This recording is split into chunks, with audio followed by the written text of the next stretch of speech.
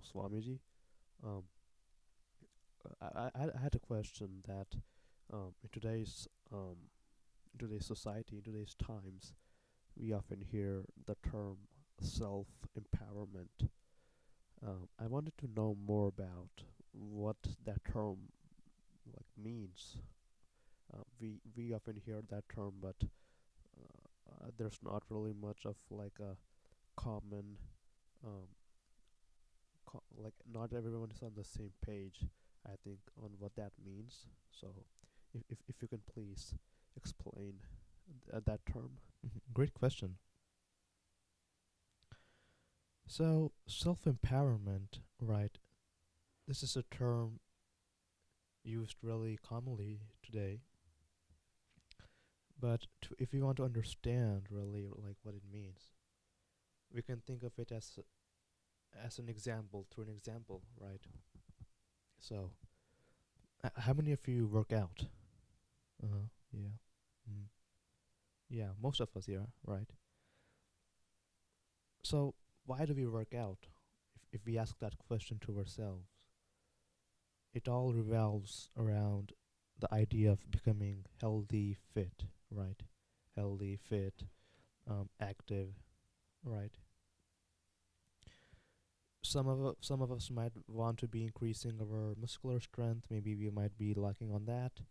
Some of us might need some improvement on our cardiac, on our heart um, health, right? Some of us might need to become a little more flexible. So if someone were to be physically unfit, right, they would they would work out, right, to become healthy, to become fit, right? They might stretch, they might do push-ups, for example.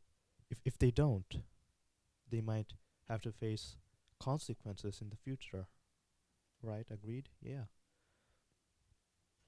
Similarly, so now if we come back to your question here, self-empowerment is, if we think of it in simple terms, is becoming mentally and emotionally fit and healthy, right?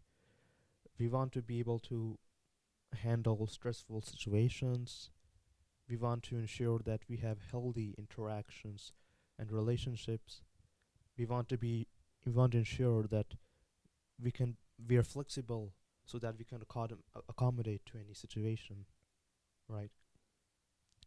So that's in simple terms self empowerment as we refer to it today. Unlike as we if we go back to our example, if we do not become physically healthy, physically fit, right, we will likely face consequences related to our health in the future. Similarly, if we do not empower ourselves, if we do not become mentally, emotionally fit on the inside, in the inside, we may face consequences such as anxiety, higher levels of stress, depression, right? So I hope I hope I was able to answer your question, but it was a great question, and I definitely agree with you that it is it can be a little confusing nowadays because we hear these terms a lot, but there's not really any explanation on what that means. So yeah.